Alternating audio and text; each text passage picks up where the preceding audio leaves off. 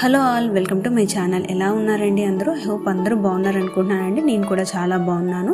జనవరి 23వ తేదీన వసంత పంచమి. ఈ వసంత పంచమి రోజున పిల్లలకు అక్షరాభ్యాసం ఎందుకు చేయించాలి, అలానే ఏ సమయంలో పిల్లలకు అక్షరాభ్యాసం చేయించాలో మనం ఈ షార్ట్ వీడియో ద్వారా తెలుసుకుందాము. మాఘశుద్ధ పంచమిని వసంత పంచమి అని అంటారు. దీనిని శ్రీ పంచమి అని కూడా అంటారు. అక్షరాలకు అధిపతి అయిన సరస్వతీదేవి ఆవిర్భవించింది ఈ రోజునే.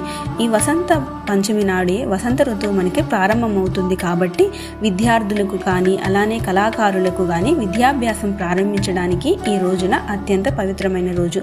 ఈ రోజు విద్యాభ్యాసం చేసిన పిల్లలకు విద్యపై ఆసక్తి, ఏకాగ్రత పెరుగుతుంది. అలానే జీవితాంతము కూడా జ్ఞానాన్ని సాక్షాత్తు ఆ సరస్వతీదేవి ప్రసాదిస్తుంది. ఈ రోజున సరస్వతీదేవికి పూజ చేసి పిల్లలకు పెన్నులు, పుస్తకాలు, విద్యకు సంబంధించిన వస్తువులు ఏవైనా సరే దానం చేయడం వలన సరస్వతీదేవి అనుగ్రహం కలుగుతుంది. అయితే సరస్వతీదేవి ఆవిర్భవించిన శ్రీ పంచమి రోజు మనకి పంచమి గడియలు శుక్రవారం రోజంతా ఉన్నాయి. అలానే పిల్లలకు అక్షరాభ్యాసం చేయించాలంటే ఉదయం 7:15 నుండి మధ్యాహ్నం 12:33 వరకు మంచి సమయంగా పండితులు చెప్తూ ఉన్నారు.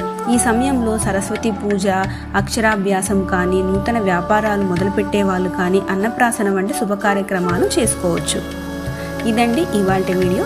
నా వీడియో కానీ నచ్చినట్లయితే లైక్ చేయండి, షేర్ చేయండి, సబ్స్క్రైబ్ చేసుకోండి.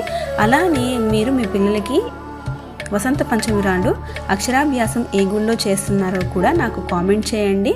నా వీడియోస్ కానీ నచ్చినట్లయితే లైక్ చేయడం మర్చిపోవద్దు. Thank you.